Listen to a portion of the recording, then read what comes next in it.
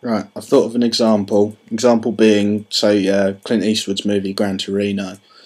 Um, Clint Eastwood, you could say his outer goal in that movie is to fix his neighbourhood. There's a lot of crime and there's a lot of unpleasant, sort of nasty people out there in his neighbourhood, and his aim at the start of the movie is to fix all that and make his neighbourhood better for himself, though, essentially.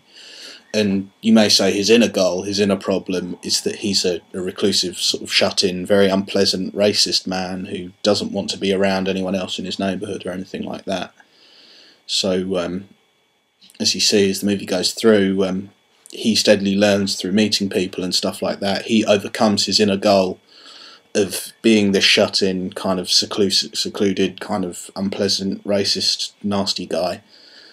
He becomes this selfless kind of avenger, a hero of the neighbourhood and stuff. And yeah, that's essentially the movie. You can see that right there. And then he achieves his outer goal. I guess you could say he achieves his outer goal to an extent. He fixes the neighbourhood and gets rid of the bad people. As the yeah.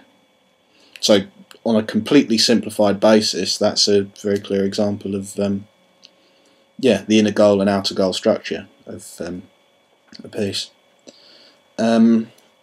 Another thing, this is kind of the final thing that it sort of relates to, is the three-act structure. It's called the three-act structure. It's something that, generally speaking, people are moving away from now, apparently, in screenwriting and stuff like that. But the three-act structure pertains how to how the character how the movie progresses, essentially, with the character trying to reach his outer goal. So you'd have, essentially in the first half, you'd have the character being introduced, and you see the character's outer goal, and you're introduced to the inner goal, you're introduced to most other characters that are going to be important throughout the film and things like that.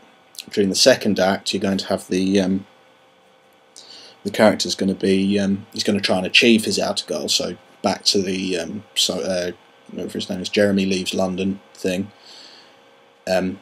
You're going to have Jeremy's going to try and leave London, but without trying to address his inner goal, his inner problem, that I think he was addicted to drugs, something, whatever it was, whatever the example was. But yeah, so he's going to try and leave London without addressing the inner problem that he needs to address in order to achieve his final goal. So you're going to see him reach his outer goal without addressing the inner problem.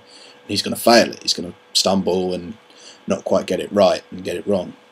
And this, as this goes on and stuff like that, there's the character will eventually reach his point of no return, where he kind of either has to take that step and do the thing. He has to complete his inner goal and fix himself or herself as a character, or nothing's going to be the same for them again. Things that aren't going to work out for them, and they have to, yeah, you always see it in movies. It's the big uplifting moment just before the, I guess you could call it the final battle at the end, where everything picks up and gets exciting and interesting and all very powerful and stuff like that. That's in the third act structure. The character goes, no, I can do this, I can complete my inner goal, I can become a better person, and I'm going to do this, I'm going to defeat the bad guy, whatever it is, I'm going to complete my outer goal. And then the movie, generally speaking, ends with the character completing the outer goal or failing it. So